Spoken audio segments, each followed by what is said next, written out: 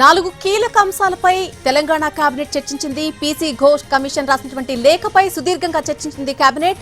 కాళేశ్వరం ప్రాజెక్టుకు గత ప్రభుత్వంలో మంత్రివర్గ ఆమోదం ఉందా లేదా అనే దానిపై వివరాలను కమిషన్ కి ఇవ్వాలని నిర్ణయం తీసుకుంది. పూర్తి వివరాలను ఈ నెల 30లోగా కమిషన్ కు అందివ్వాలని డిసైడ్ అయింది. ఇటు స్థానిక సంస్థల ఎన్నికల నిర్వహణపైన కూడా చర్చించింది. సచివాలయంలో ఉన్నటువంటి తెలంగాణ తల్లి విగ్రహం మాదిరిగానే అన్ని జిల్లా కలెక్టరేట్లలో కూడా ఏర్పాటు చేయాలని నిర్ణయం తీసుకుంది. అందుకు ఎస్టిమేషన్స్ రూపొందించి వెంటనే విగ్రహాల ఏర్పాటుకు గ్రీన్ సిగ్నల్ ఇచ్చింది మంత్రివర్గం. మరోవైపు వ్యవసాయ శాఖలో ఆదర్శ రైతుల వ్యవస్థను పునరుద్ధరించే అంశంపైన కూడా చర్చించింది.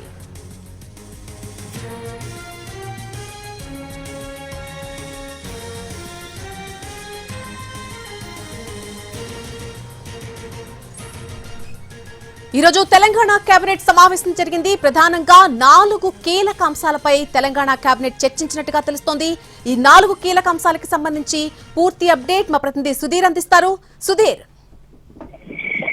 తెలంగాణ రాష్ట్ర మంత్రివర్గ సమావేశం సాయంత్రం 3:45 ప్రారంభమైంది. సుమారుగా 4:30 గంటల పాటు కూడా కొనసాగుతూనే ఉంది. ముఖ్యమంత్రి రేవంత్ రెడ్డి అధ్యక్షతన ఈ సమావేశం జరుగుతుంది. ఈ సమావేశంలో చాలా కీలక అంశాలను చర్చించినట్టుగా తెలుస్తుంది. అందులో భాగంగానే గత ప్రభుత్వంలో కాళేశ్వరానికి సంబంధించి ఎలాంటి నిర్ణయాలు తీసుకున్నారు అనే విషయానికి సంబంధించి ఈ నెల 30వ తేదీ లోపుగా Kaleshwaram commission justice PC Ghosh commission ముందుకు ఆ వివరాలను అందజేయాలని చెప్పేసి అయితే కేబినెట్ నిర్ణయం తీసుకుంది. ఇందుకు సంబంధించి ఆ రోజు పాత కేబినెట్ లో తీసుకున్న నిర్ణయాలన్నిటికీ సంబంధించిన వివరాలను ప్రొసీడింగ్స్ అన్నింటినీ కూడా కాళేశ్వరం కమిషన్ కు అందజేయాలని చెప్పేసి ముఖ్యమంత్రి మంత్రిమండలి ఆదేశాలు జారీ చేశాయి.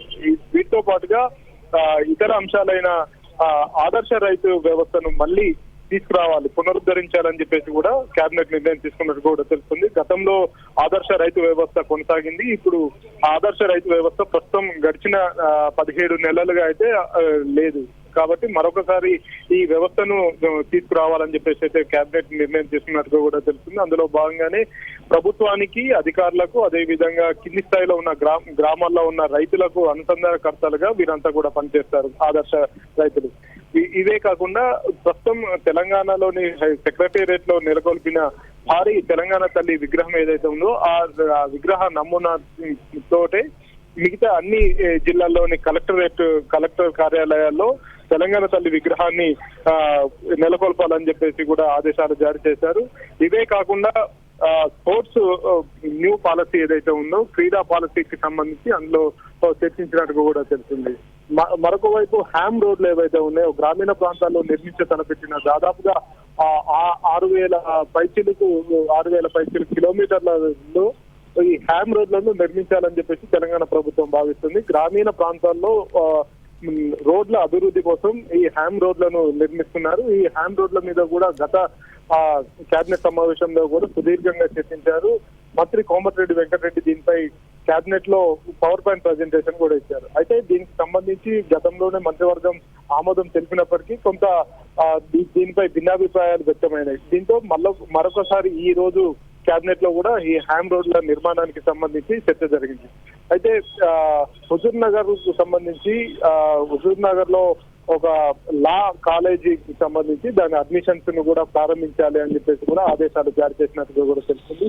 ఇవే కాకుండా దాదాపుగా 30 అంశాలు అయితే ఉన్నాయి. ఆ 30 అంశాలకు సంబంధించి తెలంగాణ కేబినెట్ కూలంకషంగా చర్చిస్తుంది.